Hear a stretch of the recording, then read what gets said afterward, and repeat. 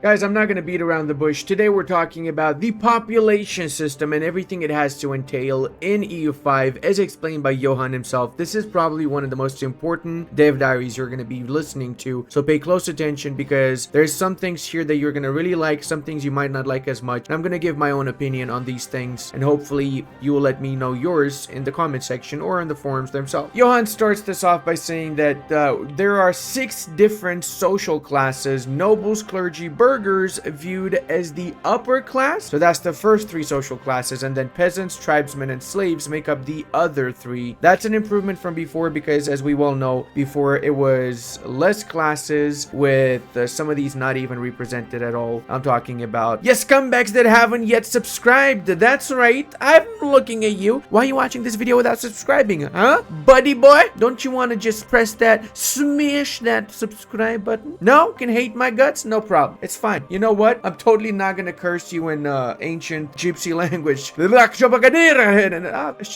was sneezing. I was just sneezing.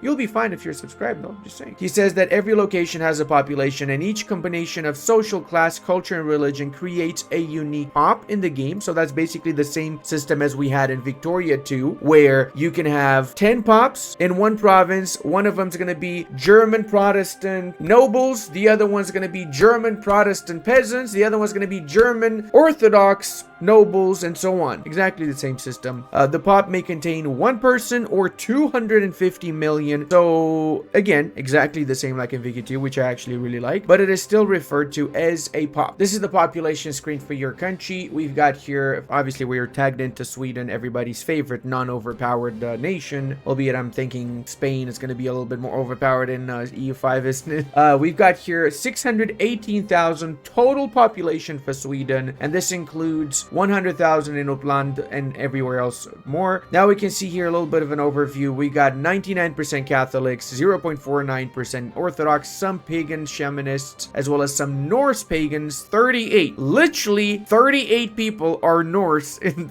at the start of the game, bro. What is this? Is this like a small village of people that just are chilling, doing nothing, and just going about their day doing blood angels and schnapps? I don't know. It's weird, but I get it. I get it. Cool. I don't think they actually have any proper info on Norse people in 1337 in Sweden. But if they do, I like to see it because I want to know what this 38 is coming from. Then we got the majority of people are peasants, and I'm talking about 98%. That's huge. Holy snaps. Then we got a little bit of burghers, 1%, clerics 0.2, nobles 0.03. Most people are Swedes, Finns. Then we got some Karelians, some Samis, and some Holsatians. And look at that. All the Samis, 1,035, are old shamanists. That's cool. That's a nice little thing that they did there, showing that that particular part of your ethnic distribution has a specific religion, and they all follow it. Now we got some more information here. We can see the religion, the type of class of people, the amount of people, the culture, the location of that particular person, if they're loyal or not, we see here as well. And I'm guessing this is their needs met, I would assume, and their literacy level. He says the design is copied from an old game I made a decade or 2 again. UI is a bit of a placeholder, but I like the browsing capabilities. This is actually the Vicky 2 UI, by the way, the game he's talking about. And I would genuinely like it if he kept it because it's simple, it's easy to understand, it's not convoluted like another game I know, Vicky 3, and it works. It freaking works. Population capacity. Each location has a population capacity which depends on quite a lot of factors. The core of it is vegetation, topography, and climate. Whilst the amount of buildings and development increase it as well, if your population is higher than its current capacity, then there's a very large impact on its migration, attraction, and population growth. So what that means is that some areas that have basically no mountains and they've got a lot of terrain cleared out will have a very high amount of population capacity. Those that have mountains and forests will have a very low population capacity. And then if you reach your pop cap, then people will stop migrating and will start migrating outwards and will stop growing as well, is what I'm assuming, to essentially mimic the real life way that population grows and declines. While there are no restrictions on how many peasants, slaves, tribes there can be in a single location, the amount of upper class pops there can be is limited and depends on what infrastructure there exists for that type of pop. Of course, if their state has money, they tend to want to construct buildings that increase how many they are to further increase the power in the country. So the only limitation is the upper pops, which is probably where the majority of your money is going to be coming from. So you want to get more of those pop. There are reasons why you want upper pops and not just always creating an egalitarian or all peasant society, and that is when the capital economy developing there during this era depends heavily on burghers, so you want to have a fair amount of those. You also want clergy of your national religion, as they will help with stability, and having nobles of proper culture will help with diplomacy and warfare. Interesting. Yeah, we already know this from a previous Dave Diary, so I think this is not a surprise for anyone though. Maximum burghers in Kalmar here. We got town, which offers a cap of 200, brewery, blacksmith, weaponsmith, and then levies raised minus 275. Having levies raised from a specific class reduces the maximum population there can be for that certain class. Can you have an option where you don't levy your burghers, you just levy your peasant? That would be cool, but then I'm assuming that you will levy from all classes, and then based on the type of class that you're levying from, they're gonna have better equipment or worse equipment. That would make sense. That would actually be historical. That's how it pretty much worked in history. So that's a nice system to see if it's gonna work like that. I'm just assuming, obviously don't know. Promotion and demotion. If there can be more pops of a certain social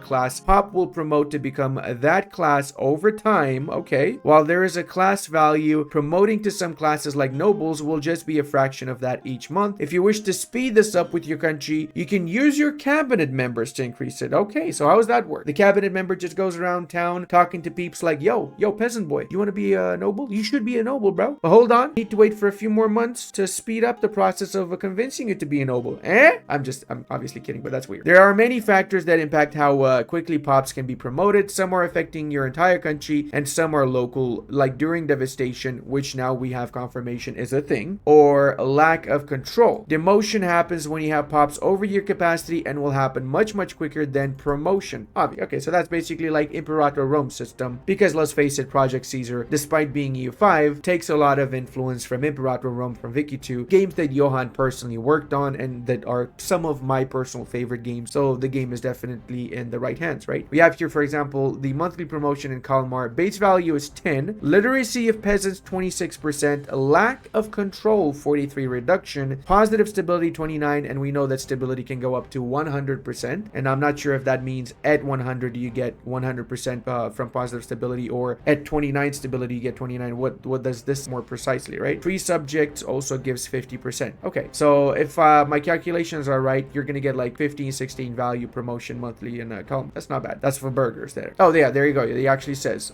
16 will be promoted every month to become what is needed in Kalmar. Population growth, only peasants and tribesmen grow organically on their own, but all types of pops can die off from negative growth and from the plague. Probably shouldn't be joking about that, should I? Overpopulation, lack of food, war enthusiasm, war exhaustion, and devastation have a significant negative impact on population growth, whilst having access to free land and lots of food increases the growth. Not to forget, the population can die directly from disease and warfare, as you would imagine. Peaceful and nice, the population should grow nicely here. So we got yearly growth in Kalmar, large food storage in province 0.05, and available free land 0.48. Wow, okay, so the land amount is way more important than the food storage, I would assume. Probably the most question about the game is, how is assimilation going to work? And now we have the answer. Assimilation is a very slow process. Pops will be assimilated to the primary culture in core locations if they belong to a culture that your country does not appreciate. So for example, this is going to be like it works in Wiki 3, I would assume, in Wiki 2. If you have, say, primary culture in the province of Holstein as German, right? Or whatever type of German, and you've got Poles in there. Well, they're going to get assimilated to German at a certain amount based on a few things, some of which we're going to see right here, namely core, and then that gets modified from lack of control and the fact that you're spiritual. Societal values and lack of control have a significant impact on this, but there are buildings and other things that can impact it. In most majority populated areas, the natural growth of pops will outpace the assimilation. However, there is a cabinet action where you can increase assimilation in a specific province. So I'm actually thinking that assimilation is going to be extremely hard. I'm genuinely thinking it's going to be impossible to do a one culture world conquest. I'm thinking there's going to be no world conquest at all in this game, at all. But even if you would say start as the big nations and you're going to do world conquest, it's going to be impossible to do a one culture run. That's for sure. Now, conversion works similar to assimilation. There's two major differences though. There are mechanics and systems that sometimes change the religion of pops from what your country may desire, namely stuff like like a big Protestant movement happening is going to start massively converting a lot of people to Protestantism, I would assume. Technically, there's no normal conversion, but you have to actively enforce religious conversion in a province by using a cabinet. Okay, so unlike assimilation, which happens naturally, you have to actively start doing conversions. That doesn't make sense though, because people do have a tendency of switching to other religions or becoming atheists by default, in my opinion, right? That's something that happens. Not like everybody decides to stay that particular religion the rest of their life. The amount of population that converts each month depends on what type of buildings you may have, your societal values, laws you can enact, or the privilege you give to the clergy. If your clergy is very powerful as well, quick conversion is going to be quick. No, at least can make it like a base of 10 people converting to another religion every month. I guess it doesn't have a base amount because there's no targeted other religion, right? So you would have to make it like a neighboring religion that they would convert to or something of the sort. I don't know. And then if all your neighbors are Catholics, then I guess no religion to be converting to. I kind of understand why they did this. I still think there should be a base. Now, 103% of zero base conversion is still going to be zero. Yeah. Okay. So unless you, that's my point. Should be at least a few. There's several ways for pops to migrate. Multiple ones regarding the colonization aspect of the game will be talked about in a later Tinto. There is also content that does migration, events, disasters, scripted content will set up specific migrations from one place to another. So like, for example, when the Tatars get relocated by the Russians and stuff like that, essentially the Turks will assimilate and make other cultures disappear. However, there's also a natural migration mechanic where the population will move between locations. Pops will move away from locations that have a negative migration attraction and will go to one with higher migration attraction in the same market. Upper class pops are always allowed to migrate, whilst not many countries allow their peasants to move. In 1337, most countries should not allow their peasants to move freely, actually. That's a good point he makes there. As for other things, you can use your cabinet to control this, where you can have one member of the cabinet leading an effort to expel people from your province, severely reducing their migration attraction, whilst the other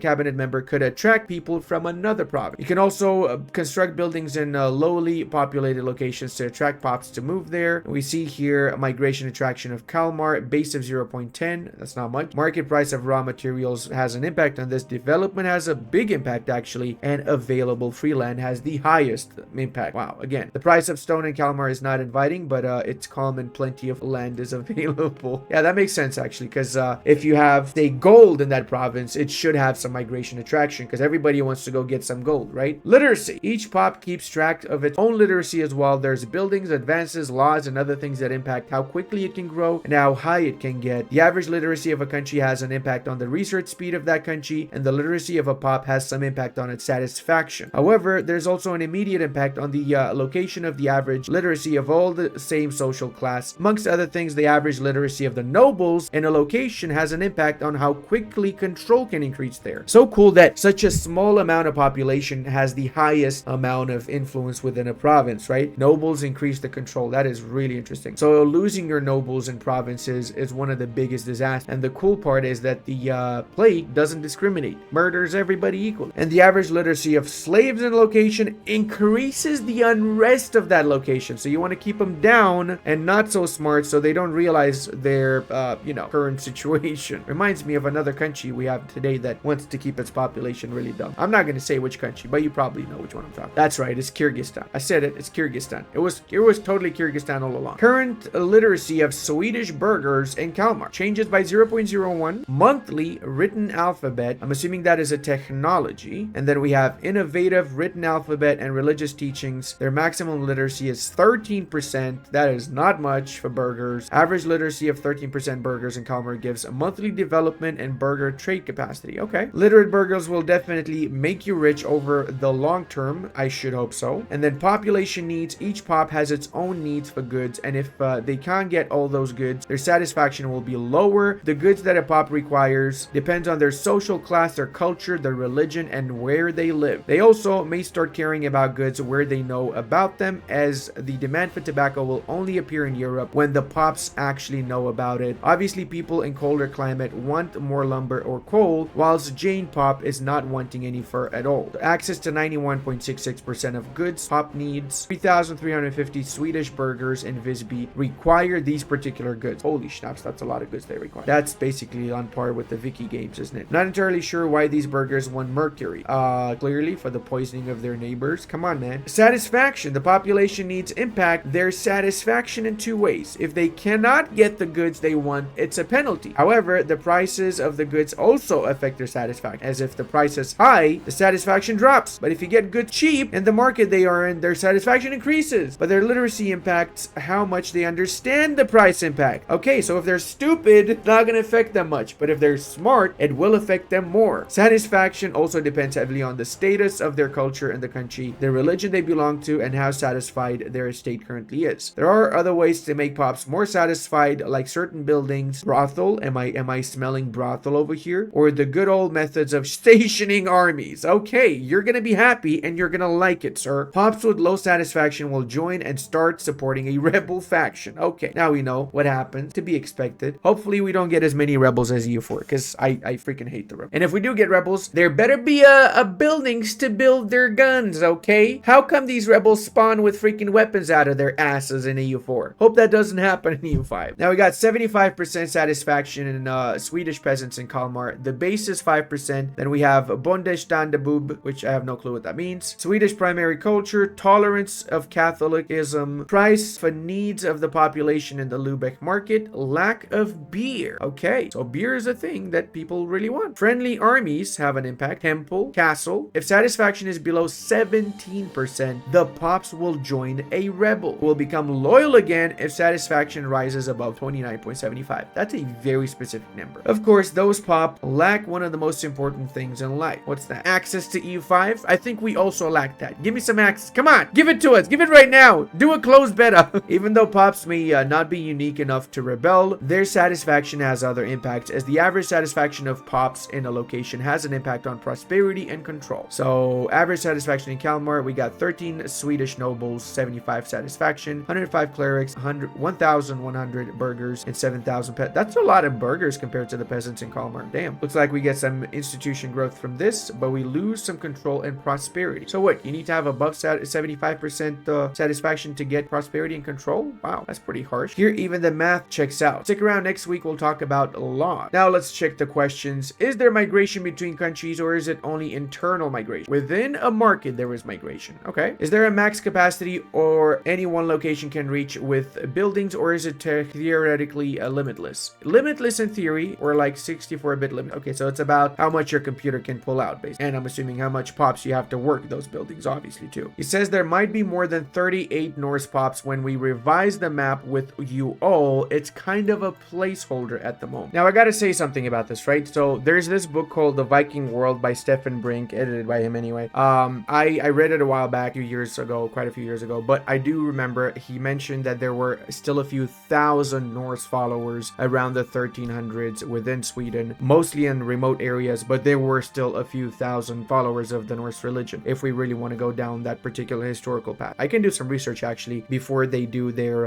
Tinto maps of the Swedish area and the Nordic area, but there definitely should be more than 38. And the Greenland colony, it was predominantly Christian in 1337, but there again still were some Norse followers, as the Greenland colony was one of the last places to properly get converted to Catholicism. One more thing is that he says constructions will be visible on the map like Victoria 3. That's nice. Is the upper class limit per pop type, or is there a max number of upper class pops that the clergy, burghers, nobility compete for? All burghers, nobility, clergy are upper class. There is no max number for them to compete. Okay, cool. Hope you guys enjoyed this particular dev diary. I really liked it. I'm really glad to learn more about the population system. And don't forget to subscribe, and I'll see you guys in the next one. Take care of yourselves, and much love.